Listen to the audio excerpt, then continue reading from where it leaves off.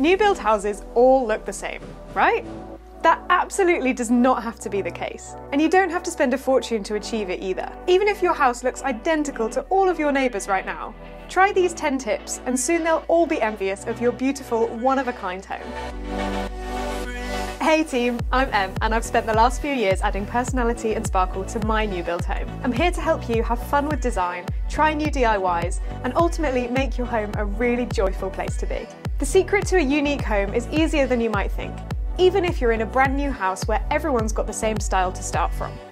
Let's get into my 10 best tips. One of the best and easiest ways to move your home away from looking like it's just come straight off a production line is to paint over whatever sad, clinical shade of white that you've been given. It sounds obvious, but so many house builders tell you to wait an arbitrary length of time before you're allowed to paint your house.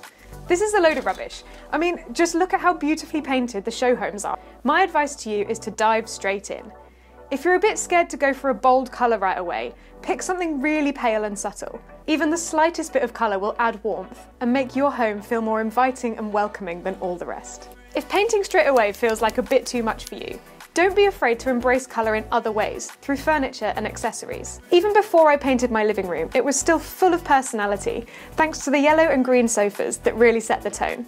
I love my yellow sofa so much, and would always advise you, if you see something that makes you smile like that, just go for it. Don't worry too much about whether it'll go with things, particularly if your home is brand new. Go for the thing that brings you joy, and you can build the rest of the colour scheme around that item. You'll regret it if you play it safe. If you're not into the default finish that you've got in your house, or you just want to be different from everybody else, swap out the hardware. This is a really simple but really effective way to get something unique. We swapped all of the plug sockets and light switches in our bedroom to a gold finish. I feel like this makes it really luxurious and just that bit different. Painting the front door is a surefire way to make your home stand out if you're on a new build estate. I was really lucky with mine because I actually won a competition to get it resprayed in any colour. It was so hard to pick one, but I went with Farrow & Ball Cook's Blue, and I absolutely love it. It's really silly, but it makes me so happy that everyone else has the same boring brown door on our estate.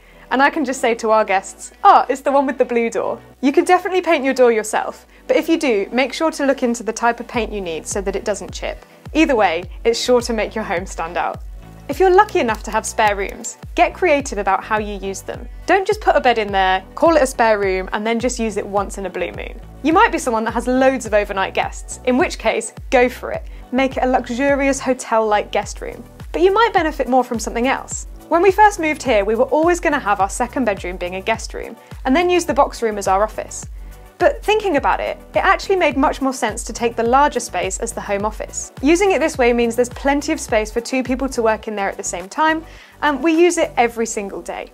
There's a sofa bed in there which we fold out when we have guests at the weekend. As for the box room, it's now an extravagant dressing room. It honestly felt so extra when we decided to go for that, but it's actually a lifesaver. It fits all of our stuff in perfectly. Again, it gets used every single day, and it means that all the clutter and the inevitable piles of clothes that you get stay out of our bedroom. Get rid of those sad bare light bulbs ASAP, and try and find some proper light fixtures to replace them. They don't have to be fancy. You can get some really beautiful, really expensive ones, but I love the one I've got in my dining room, which was just £5 off Facebook Marketplace. Try and go for light fixtures rather than just lampshades. This can look more high-end and intentional.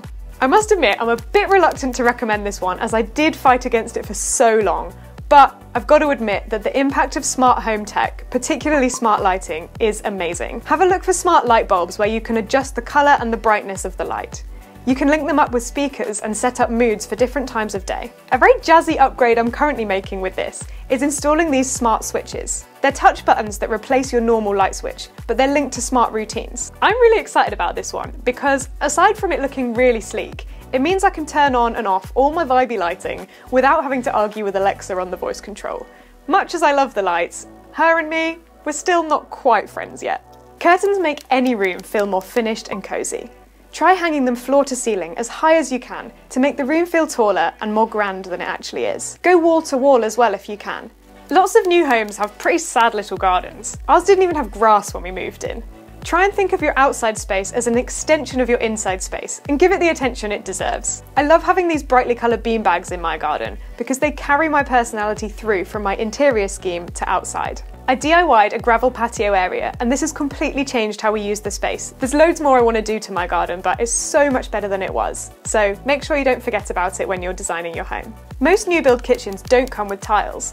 Ours just had a little glass panel above the hob, and that was it. Adding tiles can make a kitchen feel so much more homely, not to mention more practical, because you're not constantly painting over splash marks on the walls. I recently DIY'd our kitchen tiles, and the difference is amazing. I wish I'd done it sooner. It's a chance to add a real pop of colour, add depth and texture, and truly banish that plain new build look. If you only take one tip from this video, please let it be this. Just don't hold back. New builds are amazing for so many reasons, but they're just crying out for you to add your own personality to them. Be brave and get stuck in, and I'll be your cheerleader every step of the way. And if you need any more convincing on the incredible power of DIY, take a look at this video on how I completely transformed my kitchen by taking on tiling as a total beginner. Thanks for watching this video, and I'll see you for the next.